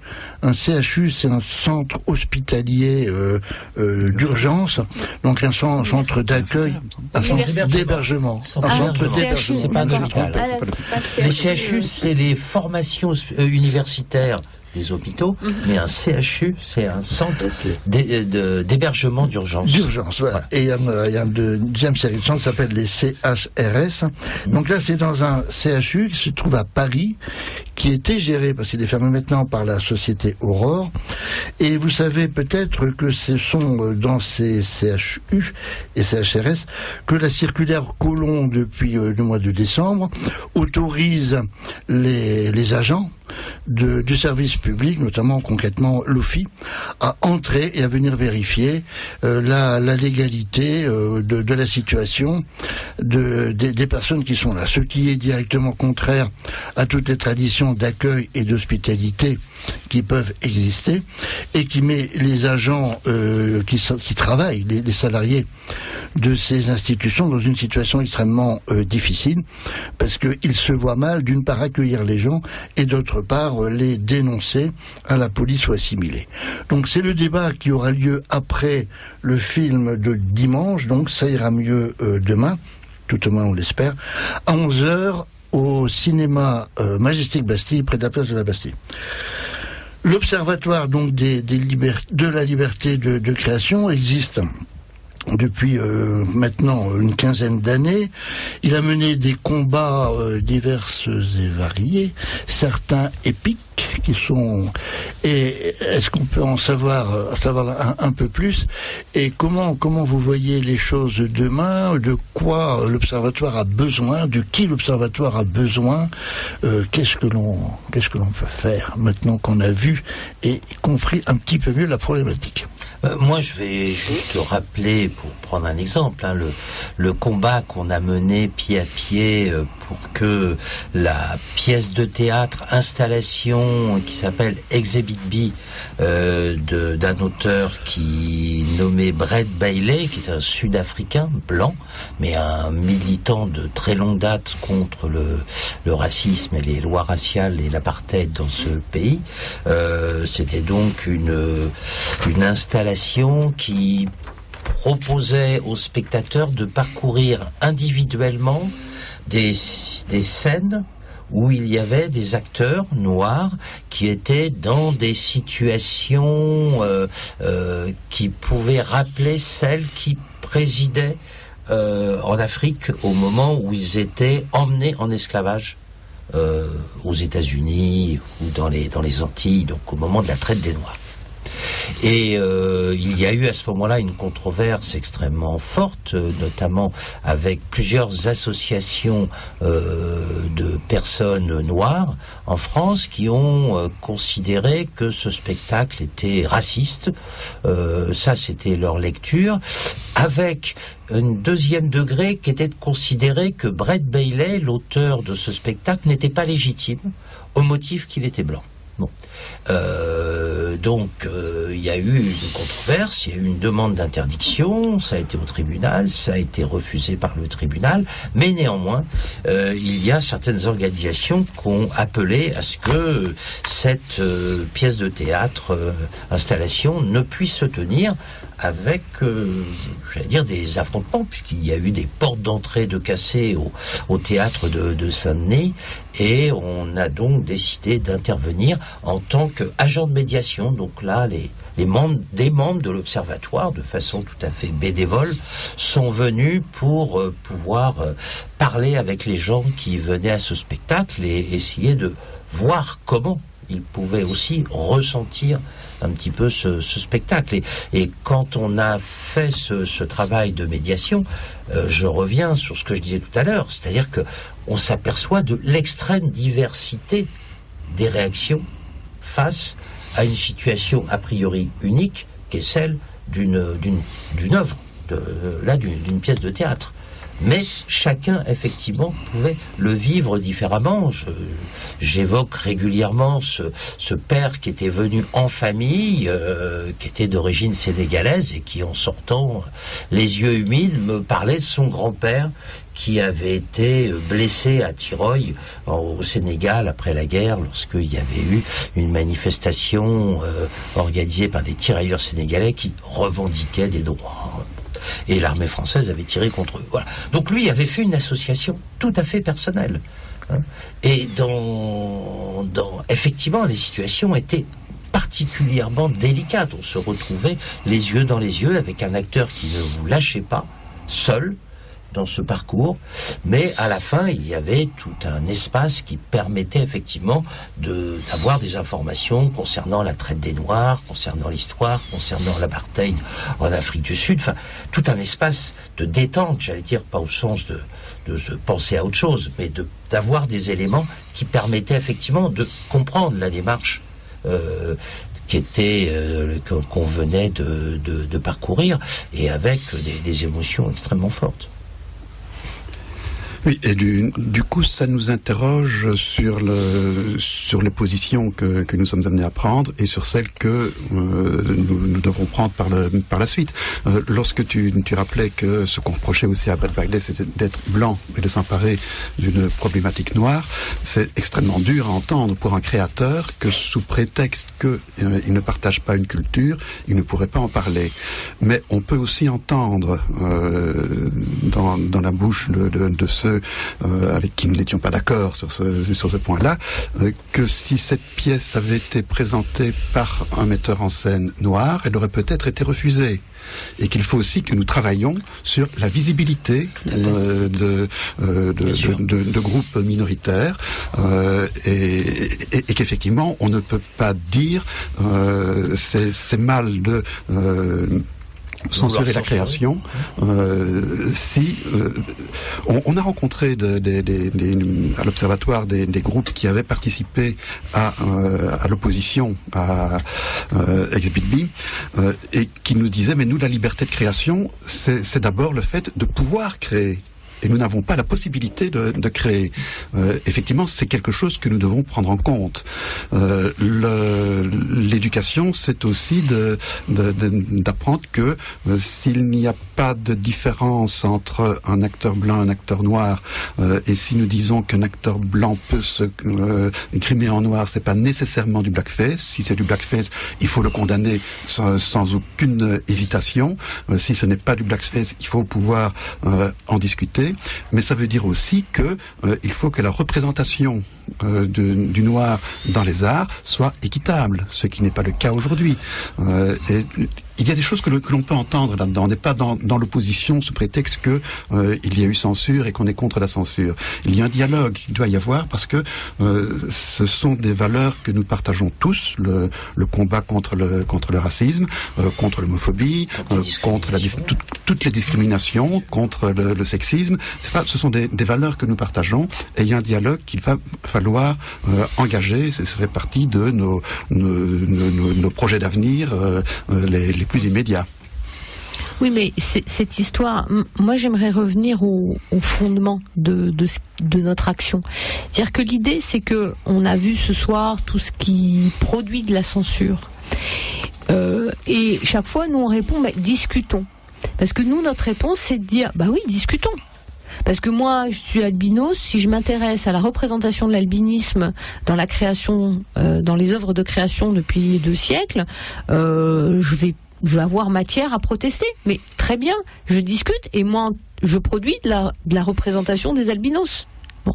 Et ce qui nous fonde à l'Observatoire, c'est que on dit discutons, mais n'interdisons pas. C'est-à-dire que là où l'on s'oppose, c'est quand on nous dit telle œuvre, je suis pas d'accord, donc je veux pas qu'elle soit représentée. C'est ça le fond de notre action, et c'est ça le fond de ce qu'on, comment dire, la ligne qui doit pas être franchie, à mon sens. C'est-à-dire que on discute, on parle, on échange, on défend effectivement les créations j'allais dire des minorités, mais les femmes ne sont pas une minorité, les Noirs ne sont pas une minorité, de toutes ces personnes, parce que effectivement, si on enlève le mâle blanc catholique de la création occidentale, il reste plus grand-chose. Bon, alors. Travaillons effectivement à promouvoir les œuvres de création, quelle que soit la personne du créateur, mais ne disons pas parce que moi je suis pas représentée en tant qu'albinos dans les artistes reconnus, hormis Salif Keita, qui était noir d'ailleurs, donc mais il était blanc, donc c'est ça qui est intéressant avec l'albinisme. Je comprends plus. Voilà, ben oui, mais c'est ça qui est intéressant avec l'albinisme. Donc c'est un vrai compromis historique. Et disons, c'est pas parce que je ne suis pas représentée dans la création que je dois interdire ce qui me représenterait mal. C'est ça le fond du truc. Et quand je disais tout à l'heure, protégeons les artistes, protégeons les uns, en débattre, c'est aussi les protéger. Parce que moi, je peux créer des choses qui créent polémique et je veux qu'on me le dise. On n'a pas évoqué la responsabilité des artistes auxquels tu tenais, mais moi, je veux qu'on me dise quand je dépasse certaines limites. Mais je veux pas qu'on me dise ça, tu l'écris pas. Parce que c'est des choses que l'on m'a dites. Et que l'on m'a dites un peu de tous les côtés. Alors, ça n'a jamais dépassé le cadre de la sphère privée, donc l'Observatoire ne s'est pas occupé de mes censures, mais c'est des choses que j'ai entendues. Et c'est très dur pour un artiste de dire « t'as pas le droit d'écrire ça ». Si, j'ai le droit de l'écrire. T'as le droit de le contester, mais moi j'ai le droit d'écrire. Sinon, ça veut dire que je n'existe pas en tant qu'écrivaine. Et ça, je peux pas être d'accord. Alors, et le débat peut aller jusque des formes d'éducation. Eh bien, évidemment, on connaît pas mieux que l'éducation pour faire progresser l'intelligence, je veux dire, et la réflexion et la pensée. Il faut porter un jugement péremptoire sur quelque chose n'a jamais été un acte intelligent. Moi, c'est peut-être ringard, je sais pas, mais moi, l'intelligence, ça fait partie de mes valeurs. Et je crois que c'est pas... moi, si je vais à la FIAC, j'ai envie de mettre le feu. Bon, mais... parce que je comprends pas. Pourquoi j'ai envie de mettre le feu? C'est quand je comprends pas. Quand on comprend pas, et quand on n'a pas les outils du langage pour dire ce que l'on ressent, effectivement, là, la violence s'instaure. Et si l'art ne permet pas de discuter, si c'est vraiment un endroit où on peut plus discuter, mais on discute plus du tout. C'est un rempart contre énormément de choses. C'est en ça que je suis... Moi, tout ça m'indigne, en fait. Je pense que ça se sent. Je suis indignée. Je suis indignée de certaines façons de faire. Je suis indignée de cette violence.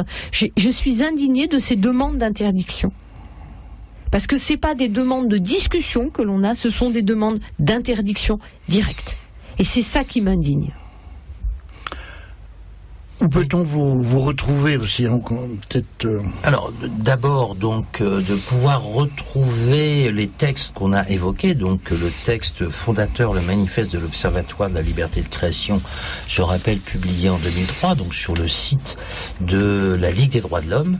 Donc il suffit de taper Ligue des droits de l'homme, LDH, en général ça apparaît, et à l'intérieur du site de la LDH, il y a un espace qui est indiqué dès la première page sur l'Observatoire de la liberté de création. On peut retrouver le manifeste, on peut aussi retrouver le texte que Jean-Claude a évoqué en début d'émission, donc qui a été publié le 3 janvier 2018.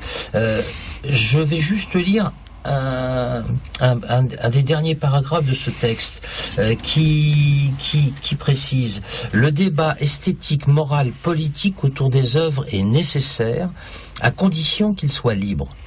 Vouloir rendre invisibles des œuvres d'art, quel qu'en soit le motif, c'est ouvrir la porte aux associations d'extrême droite en validant leurs méthodes réactionnaires. C'est de notre démocratie qu'il s'agit. Aucune organisation progressiste ne peut cautionner la censure comme mode d'action politique. Voilà. Je pense que c'est de ça dont on parle depuis 2 heures, c'est-à-dire, effectivement, considérer chaque œuvre comme en tant que telle, la regarder, l'évaluer, entre guillemets, partager des différences. S'il y a des désaccords, on en parle. S'il y a nécessité, on organise des débats, intégrant effectivement l'artiste, ce que Cécile rappelait. L'artiste a une responsabilité. Il est donc normal qu'il soit interrogé à un moment donné sur les effets de son œuvre. Bon. Et c'est aussi comme ça, j'imagine, qu'on avance. Moi, je ne suis pas artiste, mais c'est aussi comme ça qu'on apprend de sa production, comment elle est reçue. Mais ce qui est intéressant quand on est artiste, c'est de se rendre compte que quand on travaille une œuvre, on a une intention au départ. Et moi, je me souviendrai toute ma vie, ma première confrontation avec une lectrice. J'étais dans un festival, je présentais mon premier roman, j'étais fière comme Artaban, tout ça. Artaban, bien sûr. Et mais j'aime bien Coluche aussi.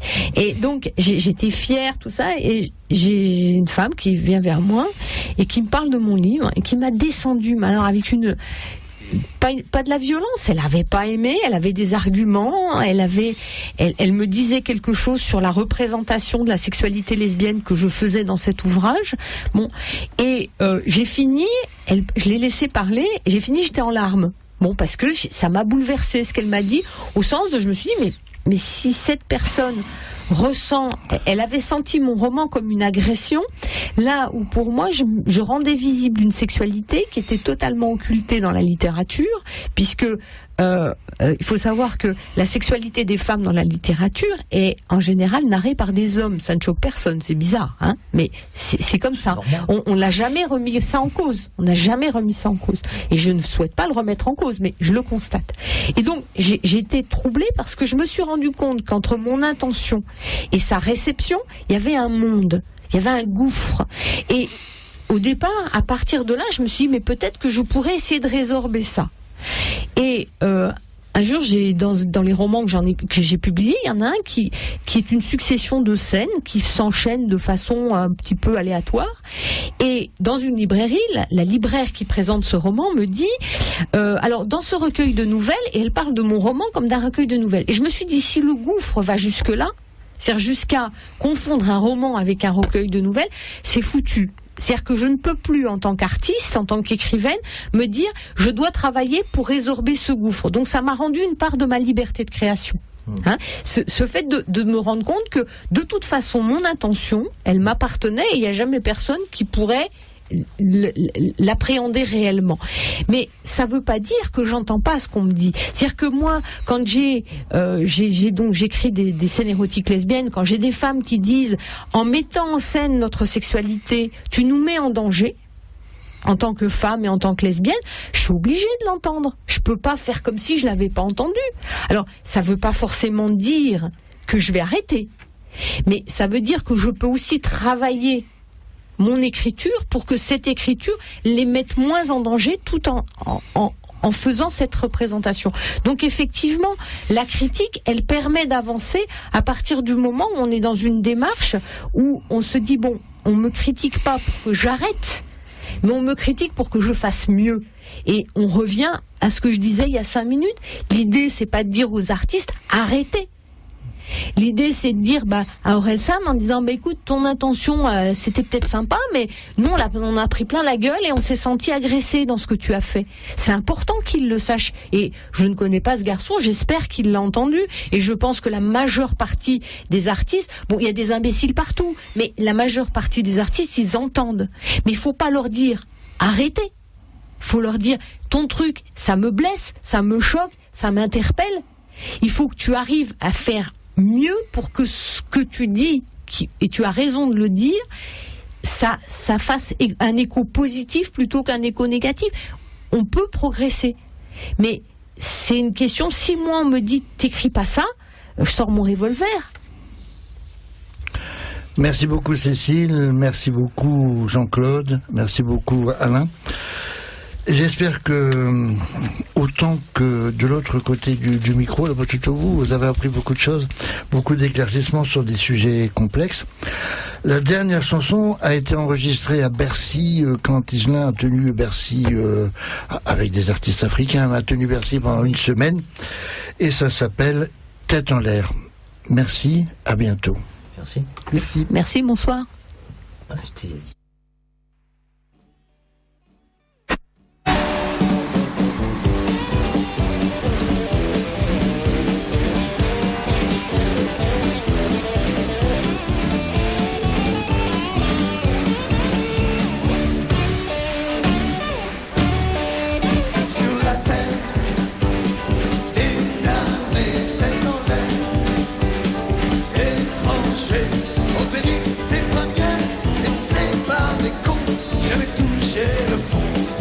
terre. Et je crie, et je ris, et je pleure au pied d'une fleur des champs, égaré, insouciant, dans l'âme du printemps, cœur battant, cœur serré, dans la détresse, par l'éphémère tristesse.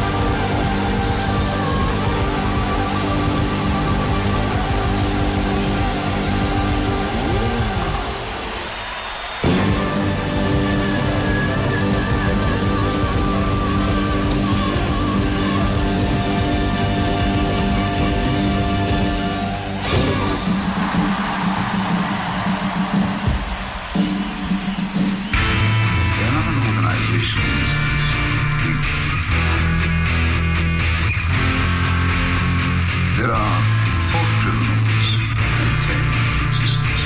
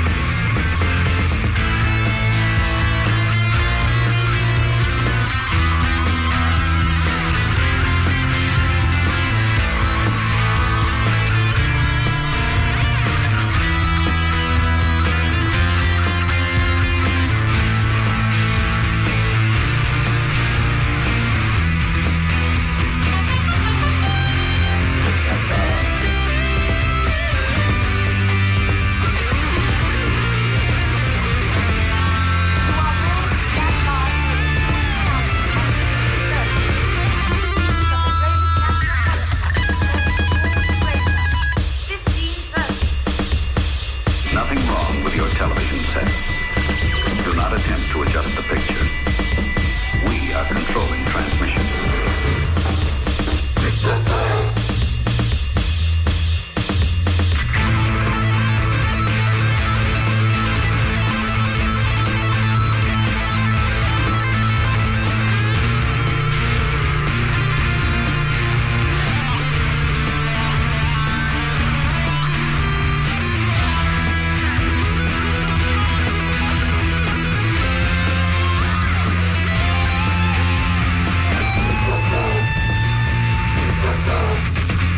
Nous ne sommes pas là pour savoir si c'est trop ou pas assez.